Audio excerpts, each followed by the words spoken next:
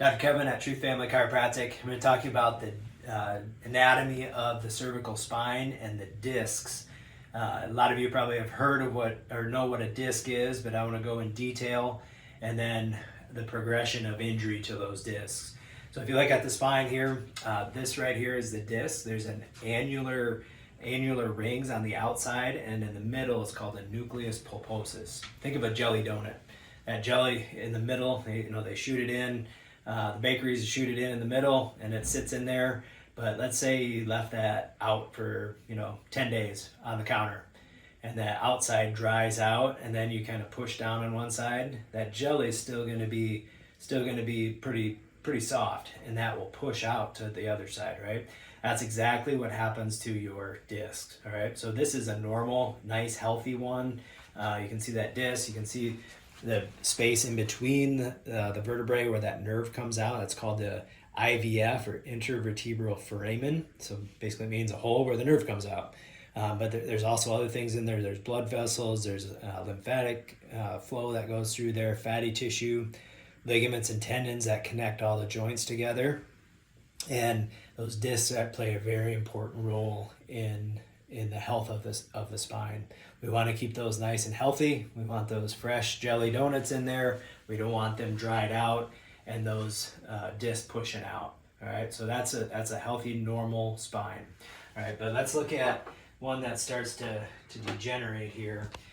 This would be more of a phase 1 or phase 2 degeneration. You can see the red now is the nucleus, and it's starting to a bulging disc where it's starting to push out. It hasn't gone past the last annular ring yet. They kind of break down from the inside out. So you can see it's disc thinning, starting some arthritis or bone spur formation that's called osteophytes in there. And then you can see the disc, once they start losing the height, the hole becomes smaller where the nerve comes out. Very, very important to keep a healthy spine, but over time or injury, these discs can get worse. So as we go down to the next phase of degeneration, you can see this red now. See how it's pushing out? That'd be a herniated disc, where that's going to push out, and that nerve would be right beside it. Those discs can push out and hit that nerve. So some symptoms on this, you're going to know this one immediately. It's going to be pain shooting down your arm. Could be making your fingers go numb. Numbness, tingling. You're waking up at night. Pain, severe pain. You're gonna know it if that disc herniates and hits the nerve directly. On the bulging disc on the previous one, that could be more like slight numbness, maybe you're starting to feel some tingling in your fingers, not severe pain. But that herniated disc, especially if you look back and towards that disc, is going to light you up, and you're going to know. You're going to need to do something about it to get that better. So if it does get that bad, the disc can heal. It's kind of like a sprained ankle. If somebody sprains their ankle and they have, it swells up on them, it takes several weeks to get that thing healed. The disc spaces are very similar. If you've ever heard, it's better to break a bone than to have a really bad sprain. The bone, there's direct blood supply that goes there. With the disc spaces, there's only direct blood supply to the outside third, and then everything else has to diffuse in. So when that disc herniates out, it doesn't heal as fast. It's a soft tissue injury. It takes longer. It can heal, but it takes longer.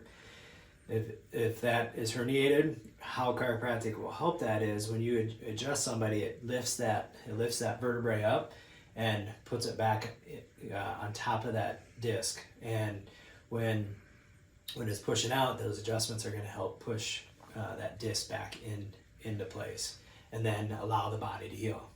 The body heals itself over time. We just got to get it in the right alignment so the pressure's off, the motion is good, pressure's off that disc, so the disc, that soft tissue space can heal up. And then arthritis. Let's talk about really bad arthritic conditions here. You can see this one, the disc spaces are gone. If you've ever heard of, as people get older, their height decreases. When they get arthritic discs, that's where the height really decreases there. disc spaces decrease, and then what ultimately happens is the hole where the nerve comes out, that decreases also. Sometimes the disc just dries out and the whole nucleus kind of dissipates, or it pushes all the way out. So this, it definitely takes longer to heal because of the structure is worse. There's more pressure on the nervous system, but it doesn't mean that the body can't improve and get better. I'm going to give you an example. We'll go back to this perfect one here, and then this degenerated. So like whiplash is a common thing, like in a car accident, we'll say. Could be a football game, could be, you're doing something else and you have this whiplash. But let's say these two spines are driving down the road, stop at a stoplight, and they both get rear-ended at the same time. Boom. That they both get hit. Which one's going to heal faster? The one with severe arthritis and disc degeneration, or the healthy one? Obviously, it's going to be the healthy one. And this is what our goal is for everybody: is to make your body heal faster and better. Okay, so hopefully that helps. Anatomy lesson on the spine and the cervical spine specifically, and what conditions it can help.